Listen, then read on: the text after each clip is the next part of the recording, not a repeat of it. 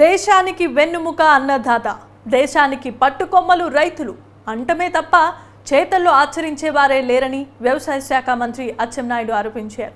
చంద్రబాబు నాయకత్వంలో వ్యవసాయ అనుబంధ శాఖలను దేశంలోనే అగ్రగామిగా తీసుకెళ్లేందుకు కృషి చేస్తానని ఆయన హామీ ఇచ్చారు.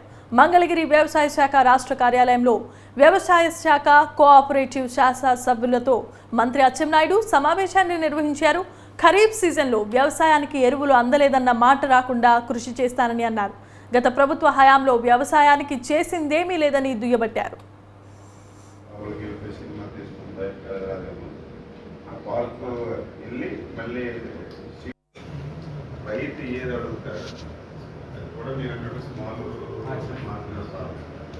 దానికి మనం సబ్సిడీ ఇవ్వాలి.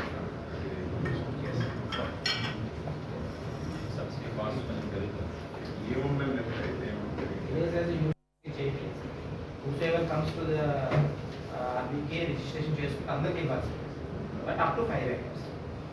అది ఏమైపోతుంది ఖర్చు పెట్టేటప్పుడు అదేమవుతుంది. నేను అనేది ఏంటంటే రైతుకి కావాల్సిన మనం ఒప్పుకునేందుకు మనం మీటింగుల్లో సబ్సిడీ మీద విత్తనాలు ఇస్తున్నామంటే ఏం ఉపయోగం, దానికి కావాల్సిన ఉపయోగం పెట్టండి. ఇలాంటి ఏముంటుంది నేను చూస్తాను.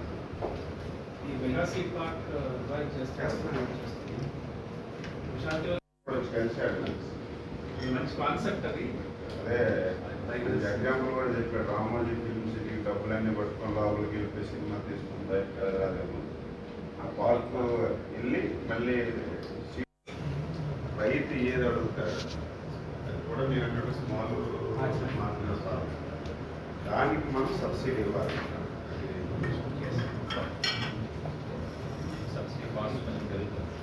ఏముందండి ఆర్టీసీ కాంప్లెక్స్లు ఏంటి, ఆప్తాబు ఏదైతే ప్రజానీకానికి అవసరమైనటువంటి ప్లేసుల్లో అడ్డగోలుగా అధికారం ఉంది. పార్టీ ఆఫీసులు అందరూ కట్టారు, కట్టుకోవాలి. కానీ చూస్తే పార్టీ ఆఫీసులు చూస్తుంటే వైట్ హౌస్ లాగా, అంటే అధికారాన్ని ఎంత అడ్డగోలుగా దుర్వినియోగం చేశారో దీనికి ఒక ఉదాహరణ. ఇవన్నీ ఎంక్వైరీ చేస్తాం.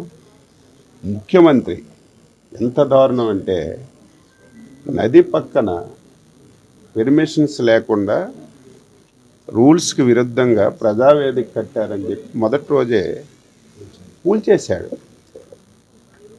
అదే ముఖ్యమంత్రి రాష్ట్రంలో 26 జిల్లాల్లో కనీసం ఒక్క పెర్మిషన్ కూడా లేకుండా, జ్ఞానం ఉండాలి, ముఖ్యమంత్రి స్థాయిలో ఉన్నారంటే అన్ని పెర్మిషన్స్ తీసుకోవాలి, అందరికీ ఆదర్శంగా ఉండాలి.